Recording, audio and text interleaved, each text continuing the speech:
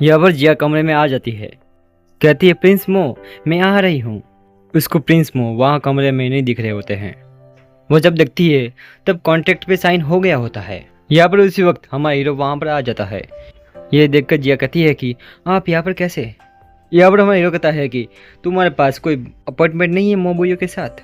यहाँ पर जिया कहती है जब आपने मुझे पहले यहाँ पर लाया था तो आपने मुझे बताया था कि मोबुयो को रिकॉर्डिंग स्टूडियो चाहिए, इसलिए मैंने उनके साथ यहाँ पर मुलाकात का समय तय किया था।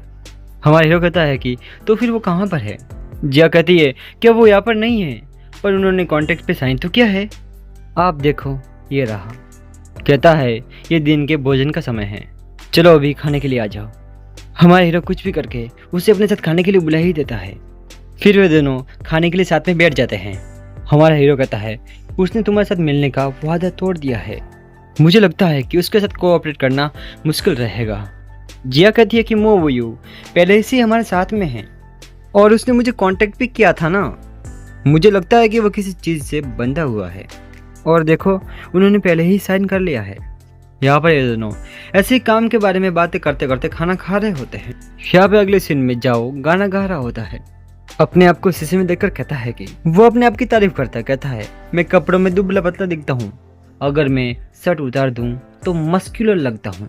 फिर यहाँ पर वो पहले अपनी बॉडी की तस्वीर खींचता है, वो फोटो अपलोड करता है और जिया को भी फॉरवर्ड करता है। यहाँ पर अगले दिन जिया ऑफिस में आती है। यहाँ पर वे दोनों ही जिया को अपने साथ बुला रहे होते हैं किसी काम से।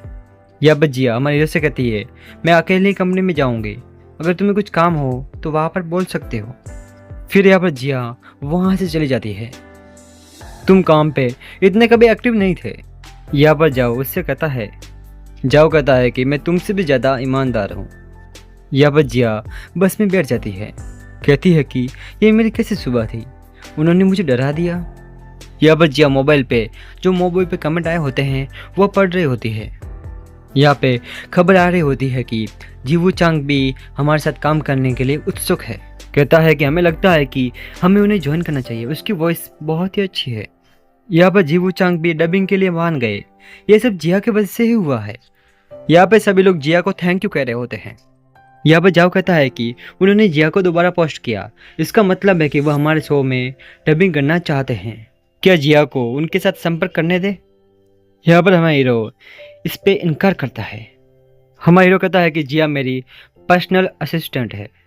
कहता है कि जिया के पास बस एक ही काम है, मोबुयो को ऑडिशन के लिए तैयार करना, और वह इस काम में बहुत ही बिजी है। यहाँ पर जाओ कहता है कि उसे वॉइस आर्टिस्ट को संपर्क करने दो। हमारा हीरो कहता है कि ये उस पर डिपेंड करता है।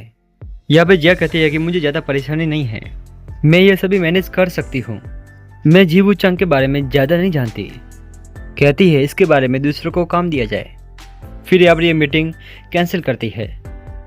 यहाँ पर यह एरन से कह रही होती है क्या हुआ तुम्हें।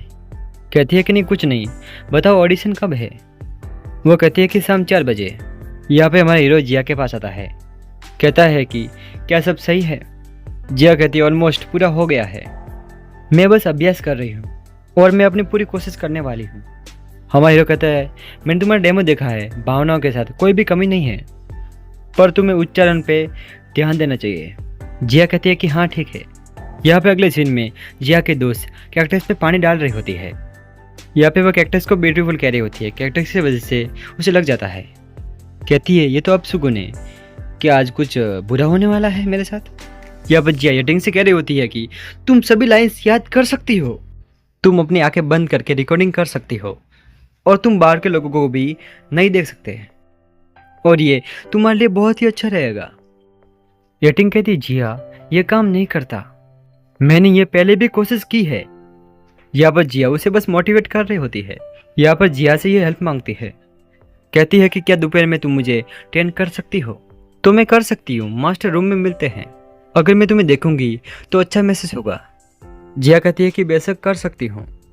यहाँ पर यह जिया के पास आकर कहती है कि मेरे पास एक डॉक्यूमेंट है और जिसे भेजने की आवश्यकता है, श्रीले की कंपनी के लिए यह गोपनीय है। कहती है प्लीज़ इसे तुम सेंड कर सकती हो।